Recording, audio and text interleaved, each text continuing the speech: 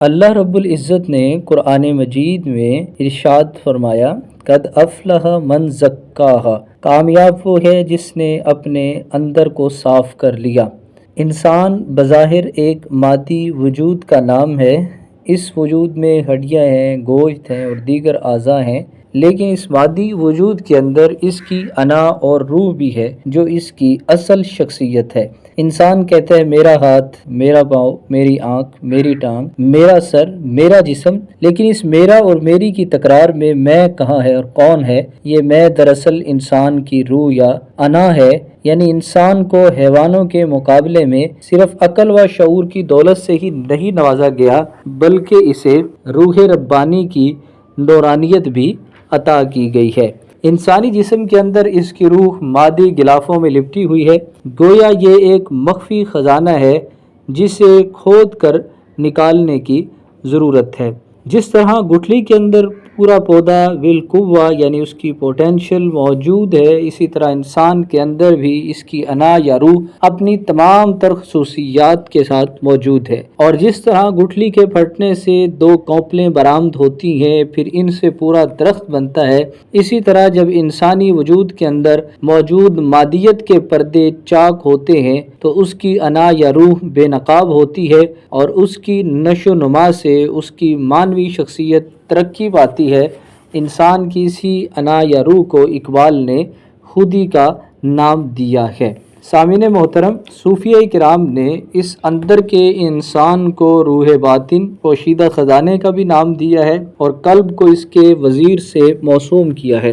یہ ظاہر اور نظر آنے والا قلب نہیں، بلکہ وہ قلب جس کا تعلق عالم غیب سے ہے، وہ اس کا وزیر ہے۔ اور دوسرا انسان کو جو رفعت، افضلیت، اسرار و رموز اور باطنی علم ملا ہے، یہ بھی اندر کے انسان کی وجہ سے ملا ہے۔ اب کچھ لوگ یہ سمجھتے ہیں اب انسان کو یہ مقام یہ ظاہری انسانی قلب کی وجہ سے ملا ہے، مگر اس میں بھی قطعاً حقیقت نہیں ہے۔ یہ قلب جو ایک گوشت کا لوتھڑا ہے اور ہمارے بائیں جانب دھڑک رہا ہے، دراصل اس کا تعلق ظاہری انسان سے ہے، اس کا تعلق لباس سے ہے۔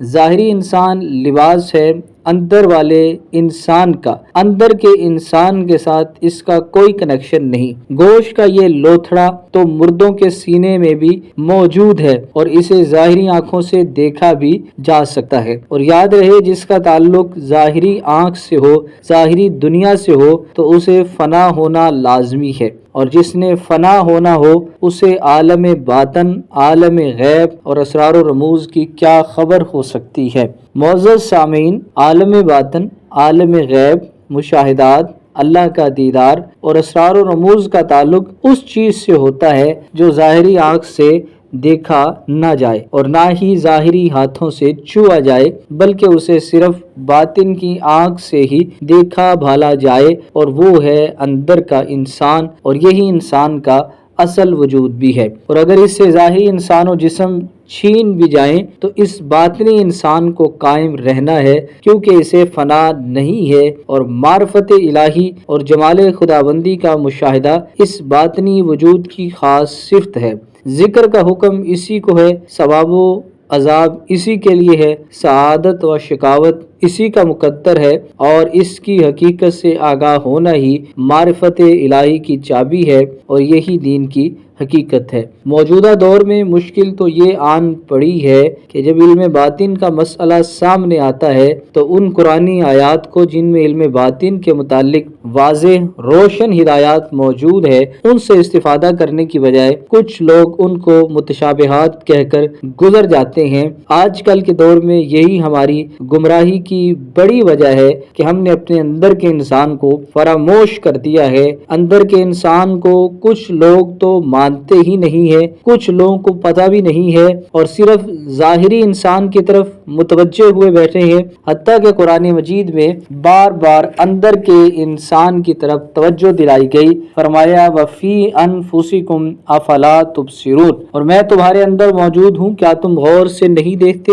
کیا وہ ہستی گوشت کے لوتھڑے میں رہ سکتی ہے؟ کیا وہ ہستی اس جگہ رہ سکتی ہے جس کو فنا ہے ہی نہیں؟ وہ اندر کا انسان جس نے ہمیشہ رہنا ہے۔ اور اسی اندر کے انسان کے متعلق حضرت سلطان باہو فرماتے ہیں، اے تن رب سچے دا حجرا وچ پا فقیرہ جھاتی ہو، نہ کر منت خاج خضر دی، تیرے اندر آب حیاتی ہو، شوق دا دیوا بال ہنیرے، مطلب بھی یار کھڑاتی ہو، مرن تھی اگے مر گئے باہو، جنا حق دی رمز بچاتی ہو۔ یعنی آپ فرماتے ہیں کہ انسان کا اندر اللہ پاک کی جلوہ گاہ ہے، اللہ پاک کا گھر ہے، اور آپ انسان کو یہ درس دے رہے ہیں کہ اے انسان اپنے اندر جھانک کر دیکھ، اور خضر علیہ السلام کو محتاج نہ بن جس نے آب حیات پی کر حیات جاودانی حاصل کر لی، کیونکہ تیرے اندر عشق الہی کا آب حیات موجود ہے۔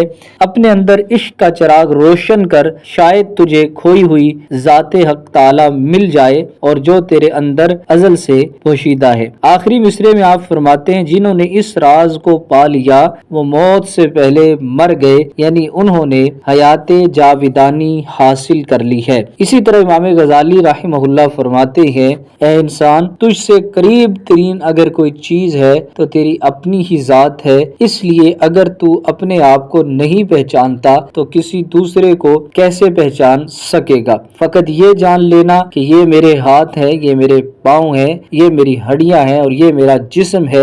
یہ اپنی ذات کی شناخت تو نہیں ہے، اپنی شناخت تو جانوروں کو بھی ہوتی ہے، بلکہ تیری اپنی ذات کی معرفت و پہچان کا تقاضا یہ ہے کہ تو جانے کہ تو خود کیا ہے، تیرے اندر کون ہے، کہاں سے آیا ہے، کہاں جائے گا، اور جو تو آیا ہے تو کس کام کے لیے آیا ہے، تجھے پیدا کیا گیا ہے تو کس غرض کے لیے پیدا کیا گیا ہے، تیری نیک بختی و سعادت کیا ہے، تیری بد بختی اور شقاوت کیا ہے۔ امام غزالی فرماتے ہیں، جب تک تو ان حقائق کو نہیں پہچانے گا اے انسان تو اس وقت تک اپنی ذات کی شناخت سے محروم رہے گا۔ معزز سامعین، ہم ظاہری انسان کو سنوارنے کے لیے کیا کیا کرتے ہیں، ہر وقت اس کو سنوارنے کے لیے مصروف رہتے ہیں، لیکن جو حقیقی انسان ہے، جو اندر کا انسان ہے، جسے ہم روح کہتے ہیں، اس سے ہم بے خبر بیٹھے ہیں۔ حتیٰ کہ جس کو سنوار رہے ہیں ظاہر کو، اس نے تو مٹی میں مل جانا ہے۔ یقین جانیے